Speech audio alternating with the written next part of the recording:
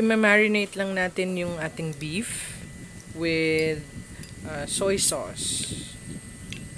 Then, ihalo natin siya.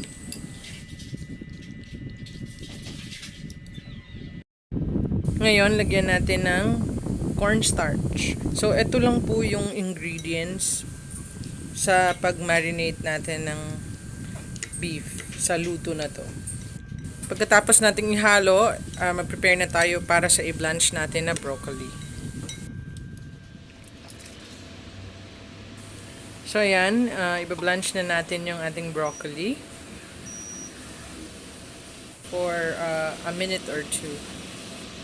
So, after blanching, haunin natin at ilagay natin sa malamig na tubig para mag-stop siya na maluto.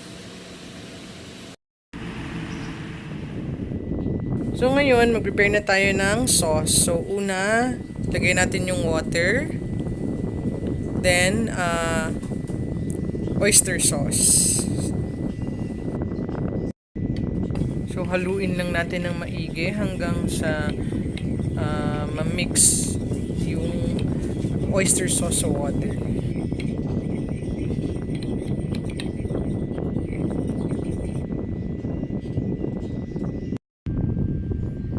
So, ngayon, maglagay na tayo ng cornstarch para maging malapot yung ating sauce. Ayan. So, haluin lang natin hanggang sa ma-melt or ma-mix yung cornstarch sa ating oyster sauce na may water. So, ngayon, lutuin muna natin yung ating beef. So, maglagay tayo ng oil. And kung mainit na siya, ilagay na natin yung beef. Ayan.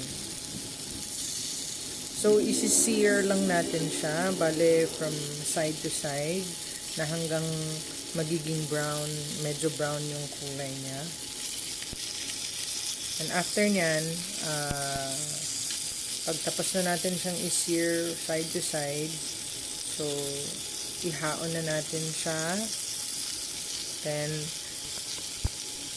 saka natin lutuin yung sauce with the rest of the ingredients.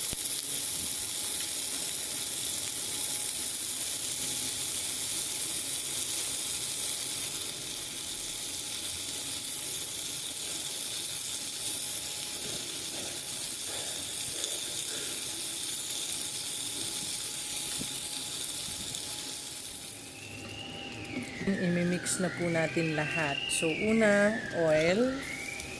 Then, ilagay natin ang garlic. So, hintayin lang natin na magiging brown siya ng konti.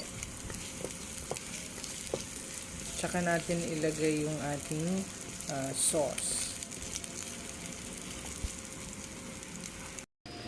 So, ayan, medyo na brown na siya. So, lagyan na natin ang ating sauce.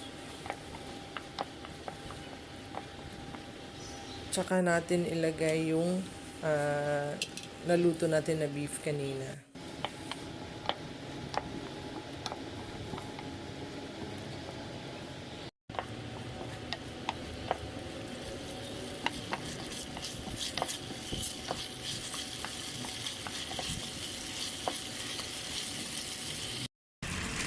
So, ngayon, ilagay na po natin ang ating broccoli.